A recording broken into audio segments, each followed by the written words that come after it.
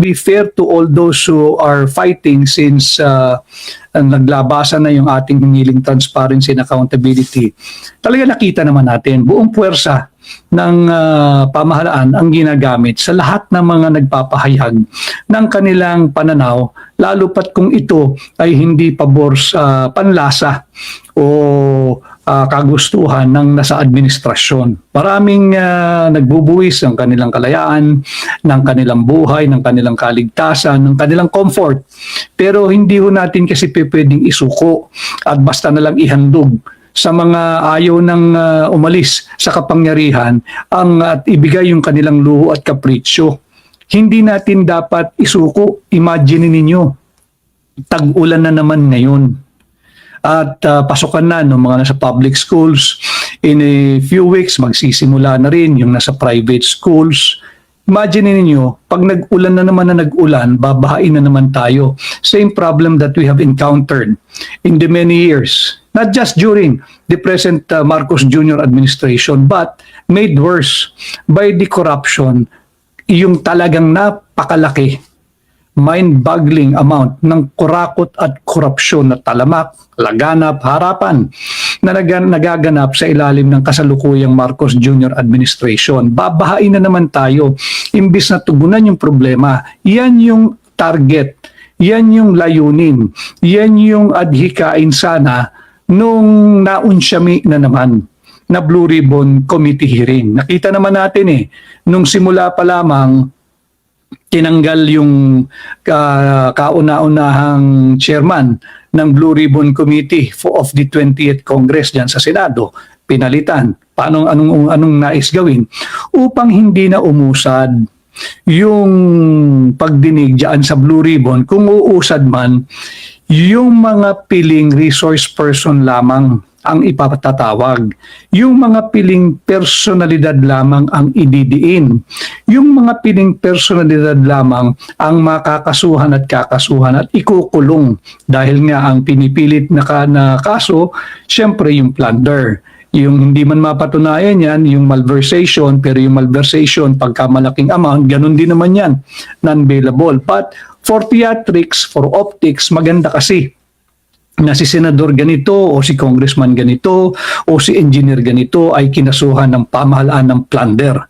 It gives away the impression na seryoso sa paglaban sa korupsyon. Alam naman natin, nabiso natin pare-pareho na hindi seryoso sapagkat ang daming iniiwasan. Magsosona na naman ngayon. Luto na sa aking pantaha ang magiging messaging ng darating na SONA na mula doon sa mahiya naman kayo na dapat ay mahiya naman tayo. Dapat yun ang pahayag nun So mula noong huling SONA at ngayong paparating na SONA, may sasabihin nila meron ng mga big fish, yung mga dabyena, yung mga dabyana, yung mga balyena, yung mga dambuhala, yung mga pating na nakulong. At yan naman ang sinasabi nila noon Pero alam naman natin, hindi katanggap-tanggap sa mamamayang Pilipino yan. Dahil yung mga taong dapat managot at makulong, nandyan nakalaya pa rin. So, ang impresyon na nabubuo ngayon, meron na ba tayong weaponized Senate? Dahil ang kasunod nito, kung matatandaan ninyo, yung lagi kong sinasabi sa inyo, yung nagaganap ngayon na impeachment trial proceedings laban kay Vice President Inday Sara Duterte. Marami ang nagtatanong, ano raw yung naganap sa pre-trial. Katulad po ninyo, meron lamang tayong mga surmises o assumption na hindi pa naman natin pwedeng sabihin yun na ang naganap ng pre-trial. Both sides, yung prosecution side at saka yung defense lawyers ay ayaw, tikom ang bibig. Ayaw nilang magbigay ng pahayag kung ano yung naganap, ano ba yung nangyari during the pre-trial na naganap sa Senado. General lang po ito. Yung pre-trial po, ibahagi po ito sa Rules of Procedure on Impeachment Trials. Hinango po ito sa Rules of Procedure ng Criminal at Civil Prosecution. At litigation. So, yan po yung naganap sa Senado. Ano ba ang nagaganap pagka mayroong pre-trial? Para lang po sa kaalaman ng lahat. Ang si Benito Jr. Manzon, marami ring salamat sa iyo. Ang na ba ang nagaganap pag may pre-trial? Yung pre-trial po, meron tayong unang tinatawag dyan, yung stipulation of facts, yung pagkakasundo ng prosecution at ng defense na, ito, pagkasunduan na natin ito, hindi na ito kinakailangang patunayan pa o i-take up pa during the impeachment trial. Dahil yan, alam naman na ng lahat yan, alam naman natin na establish yan, and so on and so forth. Yun po yung una, yung stipulation of facts. Kung magkakasundo, para hindi na ang purpose po ng pre-trial ay makatipid sa oras at panahon na gugugulin yung impeachment court sa pagdinig nitong lagi kong sinasabing huwad na impeachment case laban kay Vice President Inday Sara Duterte. Bakit kinakailangan, bakit layunin ng impeachment court na makatipid ng oras at panahon? Kasi nga ho, nasa balikat po ng mga taxpayers yan nasa atin po yan Tayo ang nagme-maintain ng impeachment court. Para lang po alam ninyo, kaya dapat kayo lahat kasali rito. Whether you are for or against it, well, let's agree to disagree.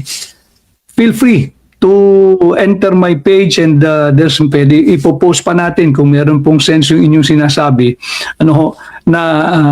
Dito, hindi pwedeng wala kang stand. Bakit? Taxpayers money po ito Kada bukas ng impeachment court proceedings, kada bukas ng impeachment trial, gagamit ng kuryente yan, naka-aircon yan, may ilaw yan, may mga empleyado at kawani ng Senado yan.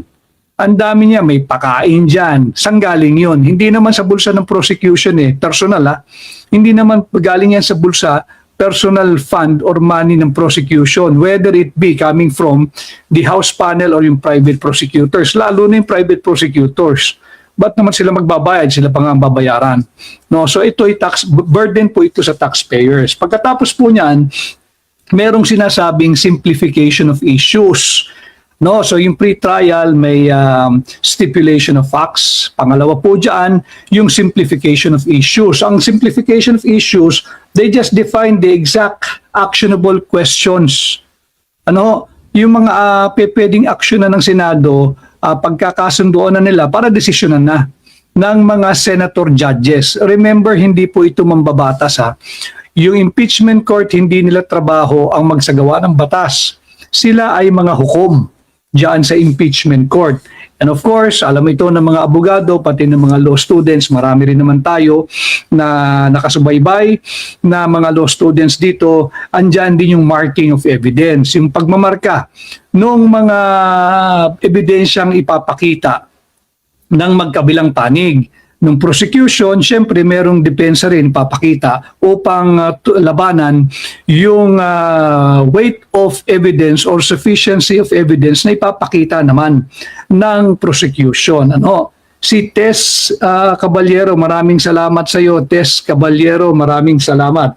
At syempre, nandiyan yung witness identification. Yan ang maganda, yung witness identification. Base sa mga ilang naging pahayag at nailathala rin ito sa ilang social media pages, pati sa mga ibang podcast. Yung identification of witnesses, naglalabasan yung pangalan ni dating Executive Secretary Lucas Bersamin.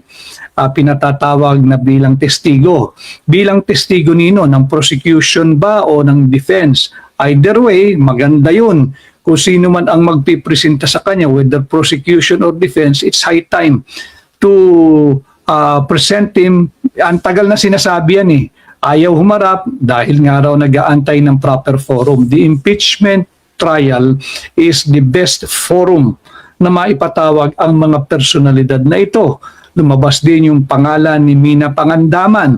Matagal nang hinahanap sa lahat ng Blue Ribbon ng mamamayang Pilipino. Hanggang ngayon, siya yung may pangangalaga ng budget o pera nating mga Pilipino. Bilang DBM Secretary, wala pa rin kaso ni hindi man iniimbestigahan. Maraming salamat sa ating mga kaibigan. Kay Hakbang ng Maisog, hindi mo pera yan, South Korea, mabuhay kayo. At maraming salamat sa palagi ang pagsubaybay yung ating Hakbang ng Maisog, South Korea. Ang si Troy Rodriguez, aking primo, ang ginina kita pag magkaapelido tayo. No, maraming salamat sa iyo, Troy Rodriguez. Si Yeyen Lee, good morning din sa iyo. At may kausap itong si Syke Pakingan.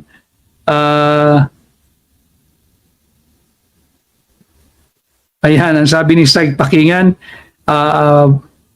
hayaan mo lang siya, Syke, at kahit bigyan mo siguro yung kung sino man yung nakakatalo mo dito sa ating pagla-live ngayon, kahit bigyan mo ng 10 feet na index card yan, ang taong talagang sarado ang pag-iisip, kahit may aral o walang aral sa batas, Bendalo rin yan. Kamag-anak ni Bendalo yan. Ano, maraming salamat sa iyo sa iyong pagsama, Syke Pakingan. Sabi ni Atmalu Ancheta, ayan, ganun talaga eh. Pag meron silang ginawa, kailangan nilang harapin. Si Susan Bualan, God bless you too, Susan Bualan. May tamang panahon. Alam ninyo, Susan at mga kababayan, yung pagkapanalo, alam ko naman na tayo ay nagtagumpay dahil sa tulong ninyo. Malinaw sa akin yan. Subalit, tama ka, kung ano ang ilalaan nung kinikilala kong dakilang may kapal, aking tinatanggap lagi yan. Sapagkat ganun ang buhay natin eh. Hindi ka pa pinapanganak, ultimo yung hibla ng iyong buhok, yung hibla ng iyong balat, yung iyong mga kasukasuhan, alam na yan eh, nakaplano na yan. So hindi na natin pwedeng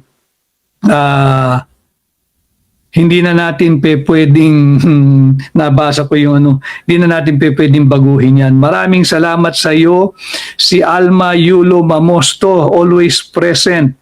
Sabi niya, inom ka raw ng maraming tubig. Ay, alam mo ninyo, ito yung maganda pagka unfiltered yung live podcast. Pati yung mga comments, whether good or bad, aking pinapakita ho dyan eh. Bakit? Di po tayo apektado doon sa mga trolls. Diba? Kaya nga tayo binigyan ng aral, kaya nga tayo binigyan ng talino, kaya tayo binigyan ng tamang pag-iisip para hindi patulan yung trolls, kundi lalo pang magpursige at magpunyagi sa ating live podcast na ang layunin ay maiangat ang antas ng pampublikong diskurso. Kaya yung mga comment na negatibo, hayaan mo lang, Alma, ganyan talaga at loaded yung mga yan, paldurin yan. Kagaya ng mga amo nila na paldong-paldo dahil sa mali-malitang pera. Ito kasama natin si Glenda Salvador Ramel, watching from Toronto, Canada. In Toronto, Canada, ngayon po ay 7:30 na ng gabi. Tama ba, Glenda Salvador Ramel? Glenda Salvador Ramel, watching from Toronto, Canada. Maraming salamat at magandang gabi sa iyo.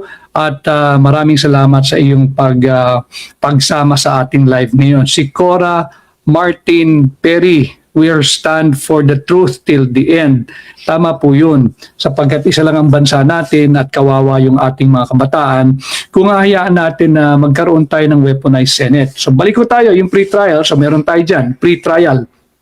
Bahagi ito ng nagaganap na impeachment trial proceedings sa huwad na impeachment case laban kay VP Inday Sara. Ano raw ba yung naganap? Hindi natin pare-pareho matiyak kung ano yung napag-usapan, ano yung naganap, sino-sino yung mga testigong ipatatawag o ipipresenta ng prosecution at ng depensa. Subalit ito po ay yung general overview kung ano yung nagaganap during the pre-trial. And as I have said, yung pre-trial is part of the rules of procedure on impeachment trial. Nandyan yung stipulation of facts, magkasundo na tayo, ito huwag na nating pagtalunan, establish na yan para makatipid ng oras. Nandyan din yung simplification of issues. Nagkakasundo, pilit pagkakasunduin yung partido na magkasundo na tayo na hindi na kinakailangang ipakita pa yung mga ibang bagay at magkasundo tayo sa mga definitive, actionable questions or questionable matters that must be decided early on by the senator judges prior to going to the trial proper. Nandyan yung marking of evidence, nandyan yung witness identification, doon tayo nahinto. Yung witness identification, malalaking pangalan ng binanggit. Si dating ES Lucas Bersamin, si Amina Pangandaman, sino pa ba? Yung mga kinatawan ng Anti-Money Laundering Council, weaponized na rin yan eh. Yung abogadong violate lahat, yung bank secrecy, absolute po yun eh. Alam niya yun. Nakalimutan ko din pangalan ng executive director. Yung batang abogado, mas bata ho kaysa sa atin. Kaya nayurakan yung mga ating saligang batas, pati yung mga batas na umiiral eh. Absolutely confidential po yung mga account, bank details, bank transaction, pero binulatlat voluntarily ng Anti-Money Laundering Council, ipatatawag din daw yan. Patatawag din yung Commission on Audit, maganda rin yan, para malaman ano ba talaga yung kanilang naging findings doon sa Notice of Disallowance. Ito ba'y cured? Ito ba'y natugunan? Nakompleto ba yung documentation? Naayos ba? Na-supply ba? Yung kulang na documentation, bakit ito na-flag? At bakit nabigyan ng Notice of Disallowance?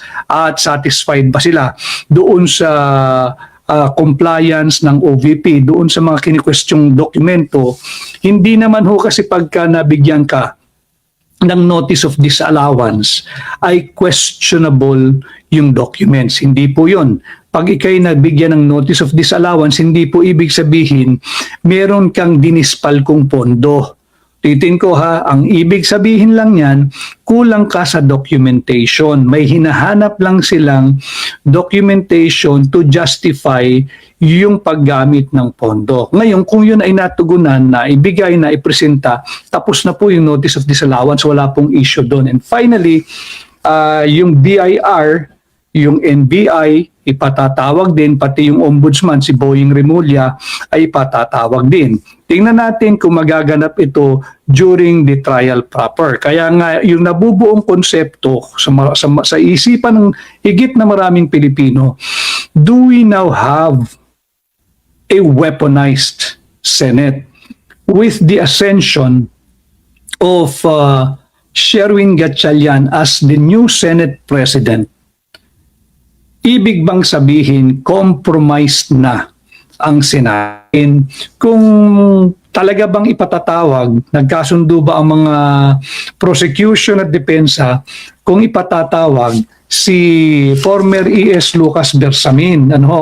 Pero ang layunin nga natin, bantayan natin. Malinaw kasi, yung baseline na 24, ulitin ko yan ang binabantayan natin. Kaya ang dating pamagat ngayon, a weaponized Senate, yan kasi yung nabubuong perception. Meron ba tayo na weaponized Senate ngayon? Apple lang, maraming salamat Apple lang, new follower here in FB and subscriber in YouTube from New Jersey. Thank you very much Apple lang, maraming salamat. So ang inaantabayan na natin, sana mali yung nabubuong higit na maraming Pilipino na ang perception or ang kanilang impression or how they view the present Senate now as weaponized, compromised, rubber stamp ng Malacanang. Tingnan natin kung ano ang gagawin nilang treatment. Unang-una, sinunod naman nila yung threshold pagdating sa pagboboto o pagtatalaga ng bagong Senate President. Malinaw kasi yan sa ating saligang batas, di ba? All senators. Ibig sabihin, 24 ang bibilangin mo at ang kalahati niyan ay 12 para ka maging mayorya at maging Senate President, dapat may 13 ka. Malinaw sa atin, then and now and tomorrow and in the many years from today, ang majority ng 24, hindi 12. Hindi 12. Kaya nga sabi ko, to be objective, from being senators fake win yung naging pro tempore, fake win ng Senate Blue Ribbon Chairmanship. Now, meron silang 13, wala tayong magagawa. Sila ay naging sure win na, senators sure win na. Wala tayong magagawa, may mayorya sila. So sinunod nila yung tamang bilang pagdating sa pagboto at pagtatalaga ng bagong Senate President. Meron ngayong dalawa pa. Tatlo kasi yan eh. Yung pagboboto yung pag-elect ng Senate President, yung magaganap na impeachment trial, yung botohan, whether to acquit or convict yung impeachable officer, in our case now, si Vice President Inday Sara Duterte, at pagdating po sa usaping charter change or CONAS. Malinaw po iyan. Malinaw yan sa ating, tanggalin nyo na yung 1935 ba? Meron kasi mga bendalo dyan, pinipilit na yung citation nila ay yung 1935 Constitution. Sus Mariosep, nakailang sali na po tayo ng saligang batas. Pinipilit pa rin pati ng ibang mga miyembro ng mababang kapulungan. Laging binabalikan yung misunderstood at misapplication of the Abilino-Cuenco Doctrine that was decided under 1935 Constitution. Ulitin natin yung First Philippine Republic, yung Malolos Constitution, yan yung unang-unang Constitution. O tapos napalitan yan, di ba, nung 1935 Constitution, nung Commonwealth, nung tayo'y kolonya pa ng Estados Unidos. At nagkaroon ng digmaang pandaigdig pangalawa, yung World War II. Yung ikalawang pandaigdigan digmaan o World War II, nagkaroon tayo noong 1943 Constitution, yung Second Philippine Republic, sa ilalim ng bansang Hapon. Kasi nasakop nga tayo eh. Natalo sila noong World War II. Bumalik yung ating sistema under the operation of the 1935 Constitution. Pagkatapos niyan, pumasok na yung 1973 Constitution. Yun na po yung panlima. At pagkatapos niyan, yung 1986, nagkaroon ng revolusyon, Proclamation number 3, yung Freedom Constitution. Maiksi lang ang tinakbo nun, yung Freedom Constitution, bago isinilang itong 1987 Constitution. Kaya yung mga nagpipilit pa ng mga ganong citation, huwag nyo nang gamitin yun. You have to move to the present. 1987 ang ginagamit natin. Ngayon, sinunod nila yung alituntunin at diwa na ipinapahayag ng 1987 Constitution. Maraming salamat. Dapat naman. Sinasabi ko naman, kung tama yung gagawin ninyo at hindi labag sa Constitution, wala tayong pag-usapan. They got the majority of 24. Naging 13 na sila, so they got the Senate presidency. Wala tayong debate na ron. Dalawa pa yung dadaang napakalaking bagay. Itong nagaganap na impeachment trial o impeachment trial proceedings diyan sa Senado. Kailangan ang bilang diyan ay 2/3 of 24. Yan ay malinaw sa ating saligang batas. Dito natin susukatin kung weaponize nga ba ang Senate o perception lang at maling perception ng taong bayan. Pero para lang po sa inyong gabay sa inyong lahat, pag sinabi pong 2/3 vote ang kinakailangan to convict an impeachable officer na nandiyan ngayon sa Senado at sa gaganaping impeachment trial, yung 2/3 po niyan ay 2/3 of 24. 2/3 of 24. It cannot be lower than 24. 2/3 of 24 will always be 16. Kahit paikulong mo lahat ng gusto mong ikulong sa Senado. Pag nagbilang ka ng 24, 2/3 ng 24 ay 16. Kahit ikulong mo pa yung mga senador na nais mong ikulong. Tanong, pag ikay ba'y ikinulong dahil kinasuhan ka ng isang non-bailable offense, hindi ka na ba senador? Hindi, senador ka pa rin sapagkat meron kang presumption of innocence. Malinaw yan sa Article 3, Section 14 ng ating saligang batas. Malinaw yan, di ba? Meron kang presumption of innocence until proven otherwise. So, yung mga nakulong o makukulong, nauna na dyan, sinakripisyo. Nung sabi nga sa inyo, Patriot 13 ba talaga? Nagbaliktaran na yung dalawa, isinakripisyo yung tunay na nanindigan, si Senador Jinggoy Estrada. Pwede niyang pinili sana yung mas magaang na buhay, yung mas convenient sa kanya at kanyang pamilya at mga mahal sa buhay. Babaliktad ka lang naman, sasama ka doon sa mayorya, hindi ka na makakasuhan. Hindi ginawa ni Senador Jinggoy Estrada yan. Hindi dahil para kay Inday Sara Duterte, kung hindi para sa bansang Pilipinas at para sa Pilipino. Nakita niya na sinasalaula na at nasalaula na yung ating saligang batas. Wala nang rule of law. Kaya umasa siya na yung kasama niya doon sa original 13, they have to abide by what the Constitution provides when it comes to counting properly. Pagdating sa pagtatalaga ng bagong Senate President, majority of 24. Majority of 24 is 12 plus 1, 13. Nakuha nila, wala tayong pagtatalunan dyan. Di sila ang mayorya. Meron pang dalawang susukatin. Yung pagbibilang ng tama, yung pagdating sa impeachment, 2/3 yan, yung impeachment ni VP. 2/3 of 24. 2/3 of 24. Immutable yung 24 pagdating sa pagbibilang sa impeachment. For them to get a conviction, kinakailangan 2/3 of 24. It cannot be 2/3 of 23, 2/3 of 22, 2/3 of 21, or 2/3 of 20. No. It is moving the goalposts. Bawal yan. 2/3 of 24, 16 ang kinakailangan. At dito sa mukhang luto na ang SONA, at baka dyan ipahayag na magkakaroon ng charter change gamit ang CONAS, yung Constituent Assembly.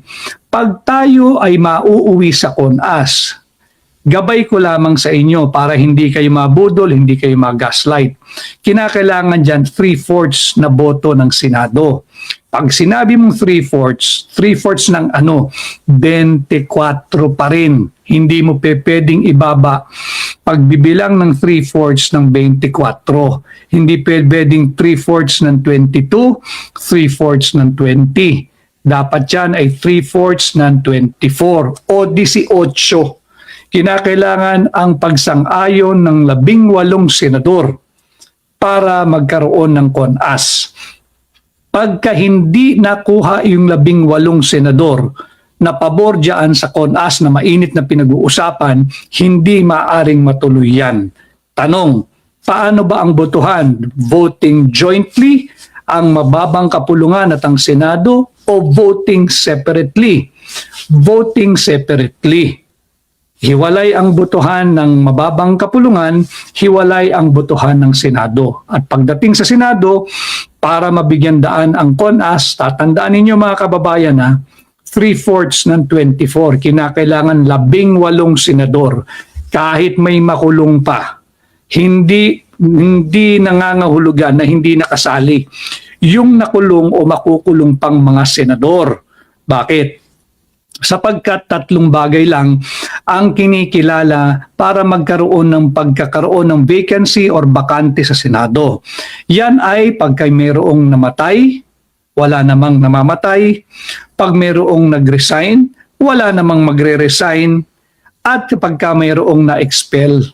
Ngayon, baka tatrabahuhin nilang magkaroon ng expulsion. Mahaba pa rin yun. 3/4 pa rin, I think, ang botong kinakailangan doon, 18. Hanggat walang namamatay sa mga kasalukuyang senador, hanggat walang nagre-resign, hanggat walang na-expel. Senado ito hindi mababang kapulungan. Ang bilang sa impeachment, tatandaan ninyo 2/3 of 24, kinakailangan 16 votes to convict Vice President Inday Sara Duterte. Pag walang 16, acquitted siya. Yung hindi magpapakita sa araw ng botohan, bibilangin yun as a no vote. Yung mag-abstain, no vote. Kinakailangan positibong 16 yes para makonvict si Inday Sara Duterte.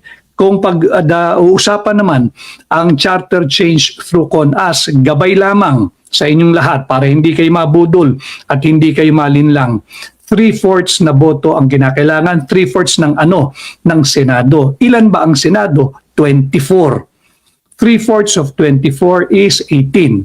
Gabay lamang ito sa inyong lahat para bago dumating yung mga araw na yan ay alam na ninyo, guided na kayo. Masusukat natin kung weaponized nga ba talaga ang Senado o ito lang yung perception na nabubuo dahil nga sa nangyaring pambabraso nitong mga nakaraang araw.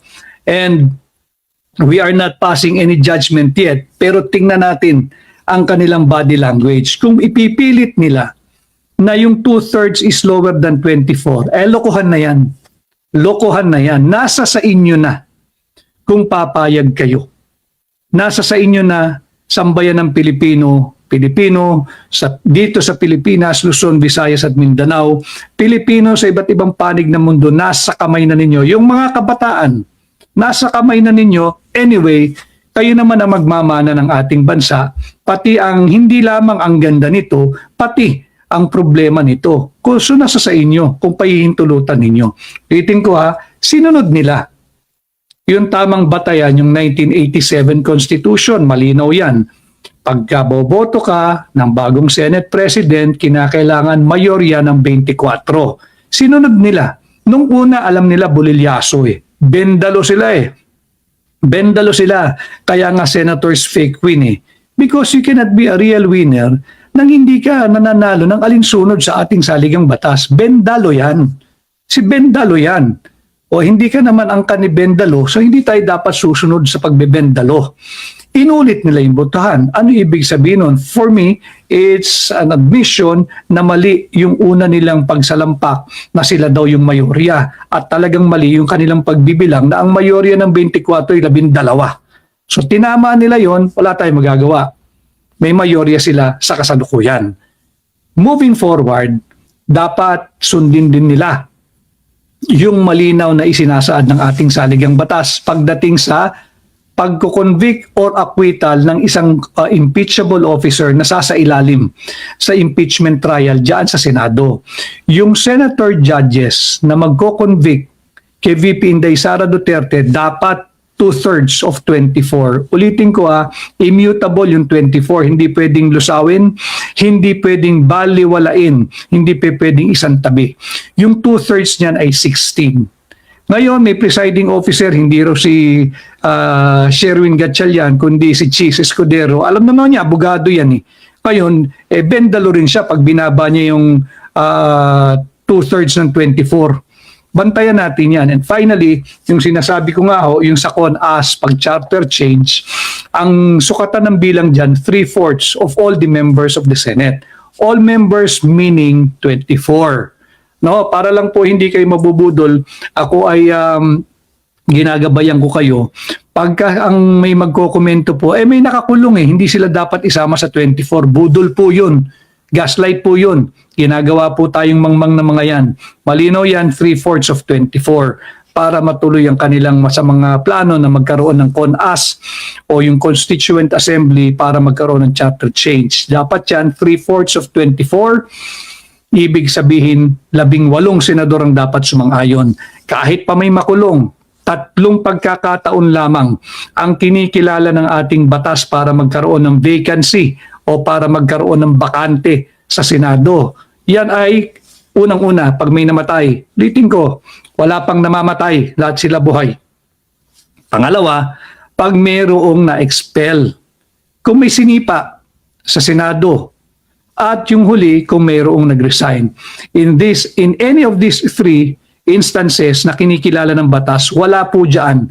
So ang bilang pa rin, pagka naghahanap ka ng 2/3 of 24. Pag maghahanap sila ng 3/4 of 24, nothing more, nothing less. In fairness to them, hindi naman natin pwedeng dagdagan, di ba? 3/4 of 25, 3/4 of 26, 2/3 of 25 or 2/3 of 26, hindi. Immutable yung 24. So ito yung nabubuong perception ng sambayan ng Pilipino na weaponize ang ating Senado. Tingnan natin kung paanong direksyon ang tatahakin ito going into the very important impeachment trial, because pag nagsimula na yung trial proper, it is not only the Vice President that will be on trial. It is also the Senate that will be on trial. The Senate as an institution will be on trial once the impeachment trial commences. Hindi lang si VP Inday. Ang magiging hukom naman ng mga senator judges, tayo, kayo, sambayan ng Pilipino, kung paano sila aarte, paano yung kanilang mga magiging decision making, paano yung kanilang magiging pagtatanong bilang mga senator judges. And it is not just VP Inday Sara will be on trial. It is not just the senator judges and the Senate as an institution and the Senate as an impeachment court that will be on trial. It will be the Philippines. It will be the Filipino people who will also be on trial. Tingnan natin kung anong magiging reaksyon natin kung sa papayagan natin na magkakaroon ng pagsasalaula ng ating saligang batas at ng any and all conceivable applicable laws or law or laws na gagamitin diyan sa impeachment trial. So, yung mga kabataan, ultimately, yung mga kabataan, ko'y nananawagan sa inyo, yung mga nasa senior high school, yung mga nasa kolehiyo, yung bagong graduate lamang, yung mga bata nating professionals, batang manggagawa, batang mga negosyante, eventually, you will be the one to judge kung saan ang direksyon ng ating bansa. Pahihintulutan ba ninyo na masalaula ang ating saligang batas? Pati yung ating mga kabataan sa labas ng bansa, yung mga anak ng mga Filipino migrants, overseas Filipino workers na nasa labas na rin ng bansa, eventually, kayo rin ang huhukom sa Senado, bilang institusyon, sa senator judges, sa kapwa ninyo Pilipino. Kung tayo'y papayag na yurakan ang ating saligang batas, wala na siguro talaga tayong magagawa. Pero kung patuloy tayong lalaban upang itaguyod, ipagtanggol at respetuhin ang ating saligang batas, maganda at napakaganda ng Pilipinas. Napakaraming potensyal. Ang lagi lang may sala rito, ang lagi lang salarin ay ang mga nanunungkulan, lalo pa kung talamak, laganap, ang kurakot at korupsyon kagaya ng nangyayari sa kasalukuyang administrasyon. So ito po ang ating naging live podcast today. Maraming salamat sa mahigit 1,000, halos magda2,000 kanina na higit pa. Kahit tayo ay na-interrupt ng 3 beses, hindi kayo bumitiw, nariyan pa rin kayo. Maraming salamat. Ang akin pong hiling, sana ipatuloy kayo sa pag-i-engage sa Facebook at sa YouTube, mag-like, mag-comment, mag-react, mag-share, napakahalaga, mag-follow at mag-subscribe. Sana ho itong napag-usapan natin, baunin ninyo over the weekend. Maraming mga pamilyang lalabas. Ulitin ko, let me be the first to extend my greetings sa lahat ng amang katulad ko. Happy Father's Day sa inyo. Maraming salamat. Alam kong maraming mga ina na rin ang nagtatrabaho. Maraming mga nanay na rin ang nagtatrabaho. Pero syempre, yung mga ama, araw ho namin sa linggo, pagbigyan nyo na ako, batiin yung kapwa ko mga ama, maraming salamat sa inyong pagpupunyagi upang maitaguyod ang inyong mga pamilya. Salamat sa inyong pagdidisiplina, paggabay at pangangaral sa inyong mga anak. At ito'y kinakailangan natin upang maiahon natin ang Pilipinas dito sa problemang kanyang ikinaharap sa ngayon. Problema ng Pilipinas, problema ng Pilipino, bawat Pilipino katulad ninyo, katulad ko. So happy Father's Day in advance sa lahat ng ama, at patuloy po sana ninyong pag-usapan sa inyong mga hapagkainan, sa inyong mga umpukan, sa inyong mga trabaho, sa inyong barkadahan, sa inyong kapitbahay, sa o ano mga association ninyo o mga business partners ninyo, yung mga mahalagang usaping panlipunan. Para nang sa ganun, mayangat po natin ang kaalaman at kamulatan ng higit na maraming Pilipino. At kung meron po kayong pagkakataon, patuloy po kayong tumutok dito sa ating pahina. Over the weekend ay pag-usapan ninyo, aking gabay sa inyo, na pag-usapan natin itong impression, perception at nabubuong paniniwala na meron tayong weaponized Senate. Wag naman sana. At sinunod naman nila yung panantayang inilatag ng saligang batas sa pagpili ng bagong Senate President. Binalik na nila yung tamang bilang in determining the majority of 24. It's 13, it's never 12. Ganon din sana ang gawin nilang panantayan pagdating sa pagboboto kung i-acquit o i-impeach ang impeachable officer sa darating na impeachment trial. 2/3 of 24. 2/3 of 24. Immutable yung 24 pagdating sa impeachment trial. Ganon din kung matutuloy yung napapag-usapang CONAS o yung charter change para yung magpatuloy, para yung magtagumpay, kinakailangan ng concurrence o pagsang-ayon ng 3/4 of the Senate Pag sinabing 3/4 of all the members of the Senate, 3/4 of 24, 18. 18. At yan po yung ating naging podcast ngayon. Huwag nating pahintulutan ang pagpapalaganap ng bendalo. Dito tayo sa respect for the rule of law. Let us uphold, defend, respect, and observe our Constitution. Ulio, maraming salamat. Magandang araw ng Biyernes sa lahat. June 19 at ganap na pong 11:12 ng umaga. Maraming salamat po sa pagsama. Ako po muli ang inyong kaibigan, Attorney Vic Rodriguez, Pilipino, abogado, maisog. Happy weekend po sa lahat at happy Father's Day sa lahat ng ama.